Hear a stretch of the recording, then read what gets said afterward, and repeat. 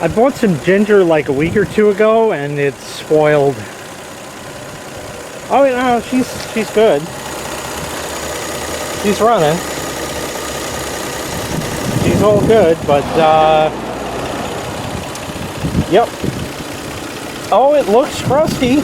Yeah, it does. But is it just like corrosion? Like, I'm not liking how that looks, but it should be, you know. I've been seeing this shit for a while. Battery looks more corroded-y than it has been. This is the original battery that was in here, which is from 2020, if I recall. And it bit the dust today.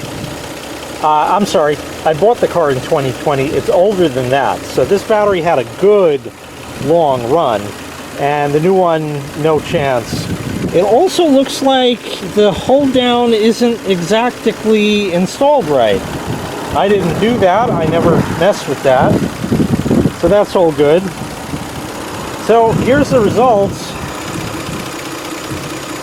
Looks okay, except the life is 25%. The whiff went out to the grocery store and calls me up and says, car won't start. I said, okay, that's great. What's going on?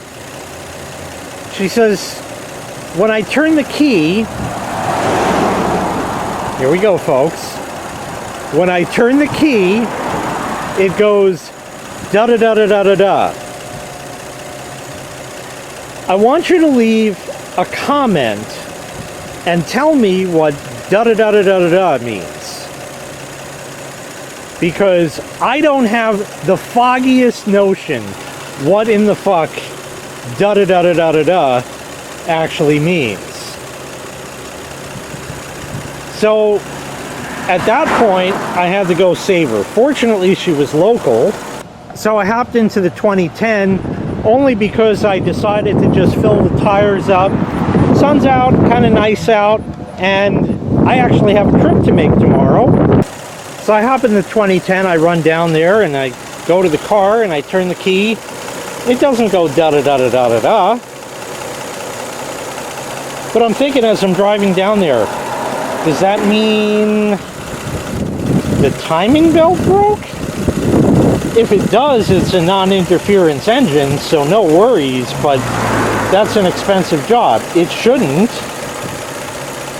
You know, I open the hood, I look, all the accessory belts are here, everything's good, everything looks intact. I turn the key, I get nothing. Not even da-da-da-da-da-da-da. So in messing around with it, I tried it a couple more times, and finally I got it to go, which is the chatter of the starter. You've heard that like buzzing, clicking sound when you don't have enough juice. Apparently that is da-da-da-da-da-da-da. Yep, that adds up. That adds up. So I look at the dashboard, and I said, oh, when were you going to tell me that came on? Oh, I don't know. Well, doesn't it mean anything? Well, it still works. She knows what it is. She knows it's a windshield washer kind, but when were you going to tell me? After everything's already frozen? That would be good. So I get the jump pack from the trunk. The whip has one made by a company by the name of Halo Bolt. Yes, this is cracked, I am aware. It wasn't that cracked when I bought the car, but it's just getting old. It's just a protection, you know, thing. Anyway, I get that thing out. The whip says that she had tried that at one point on a car, don't know which, and couldn't get it to work. I couldn't get it to work either. But of course it shows it has a full charge. That's okay, I come prepared. There's a spare jump pack in the trunk.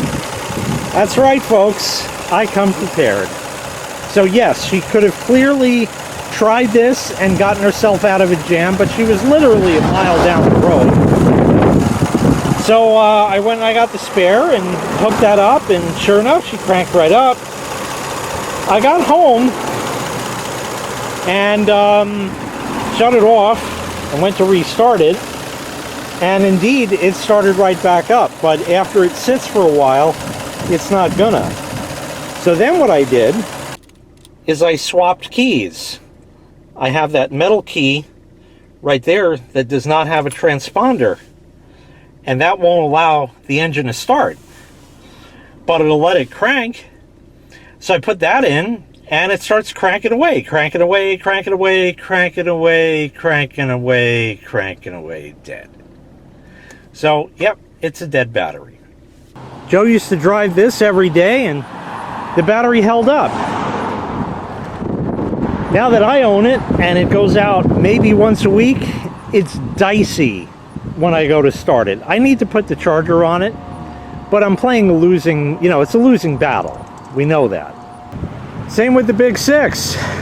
We went through all of that over the summer, only to find everything is fine and the battery is shit anyway. So that's good. And then I know what some people are saying, and I'm going to shoot you now. You're going to say, just take the battery out of the Buick. Yes, I could do that. It'll come out, it'll fit. In the other car, it's not the right size, it's smaller, but it's okay. It'll get the job done. And I could use that. And I could run that until it dies. You're absolutely right. But what you're telling me to do doesn't solve the problem. It only puts a Band-Aid on it. So the just is the part that I don't agree with. It's not a just do that. It's not that simple. It doesn't solve the problem. It only puts a Band-Aid on the situation. But didn't I say I come prepared? Yeah, there's a spare car. Holy shit.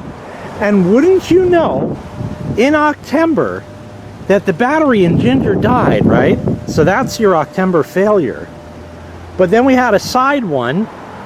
I got called for jury duty. I didn't have to go in Monday. Tuesday, this Tuesday was election day. Court's closed, so didn't have to go in for that. Wednesday, tomorrow, I get called in. She has to work tomorrow. Oh shit, the car won't start. Not to worry, because I got a spare in my back pocket. Shit, right? We went through that already. Because I said, the first jump pack didn't work. I was prepared.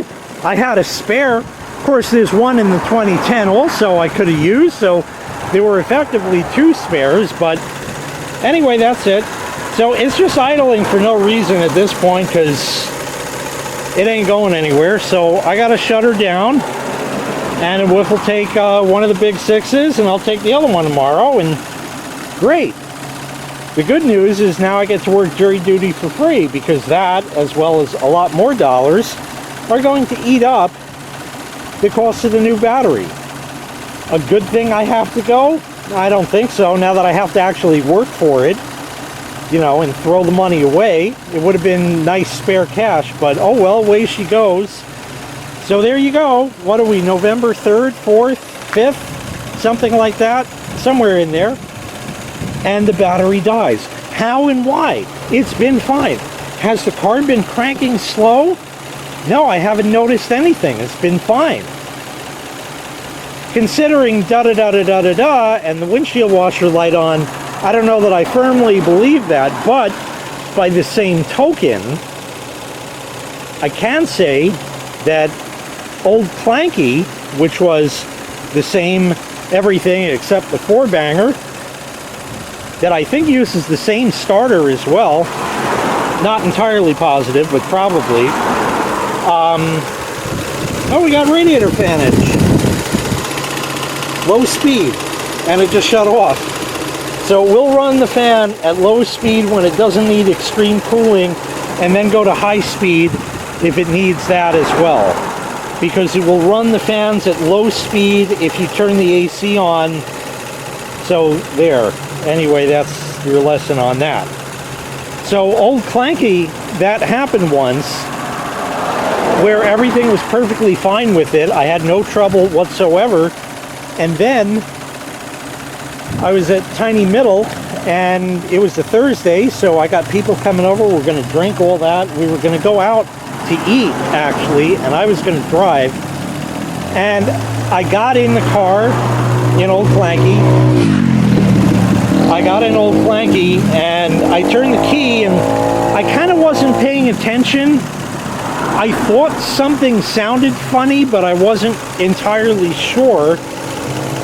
So I said, whatever, I don't know. And sure enough, later we get in the car, go, car no go. And it was a bad battery. No warning, no nothing, just died. So that's what happened with Ginger. It's just fun that the 2010's battery is kind of and the Big 6's battery is kind of also. Ain't that nice? Perfect. So we can add this onto the list. This makes Octember 2025 failure number 7. How does this qualify? Technically, this can go either way.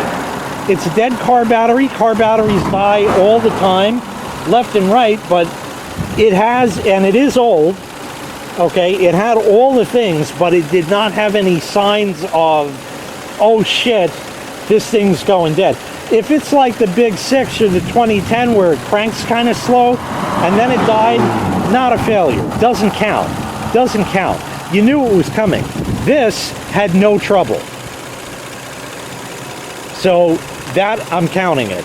So there's 7 for this year on top of all of the other bullshit, and we still have another week and a fucking half to go with this Octember shit. I hope this fucking dies down soon. Anyway, that's going to do it. I'm going to see about getting a replacement battery.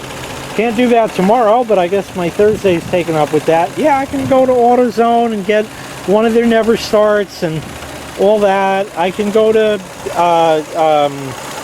the other parts store. I forget the name of it anymore. Anyway, it's that one. Parts Authority. I got one of them. I can go there. They'll have a battery. I can get it, yes, but I don't want to spend. I know Walmart has some cheap batteries. This is 34F, I think. I'll look it up. It's one of those. So yeah, it's a bad battery, and when I go to change it, I'll clean the terminals. I got the wire brush, because I did that on the 2010 that had shitty corrosion and all that. I did that when I was over at Joe's, putting the dash cam and all the rest in it. So in doing that, I took care of that also. So I still have the brush handy because I haven't put it away, and I know where it is. So yeah, look forward to doing that. Oh, and the weather's going to get cold in a couple days. That's great. Just what I needed. Okay, that's going to do it. Thanks so much for watching. Man, I'm really fucking pissed now. I thank God, at least, that it wasn't a timing belt that shit the bed or anything, like a bad starter or anything like that. Thank fuck for that. That saved a lot of trouble. I could do the battery, no problem myself, and everything will be peachy keen. Well, just, you don't know. So we'll hope. Anyway, that's going to do it. Thanks so much for watching. I really appreciate it. Make sure you click like. Make sure you click subscribe. And take care. We'll see you next time. Bye-bye.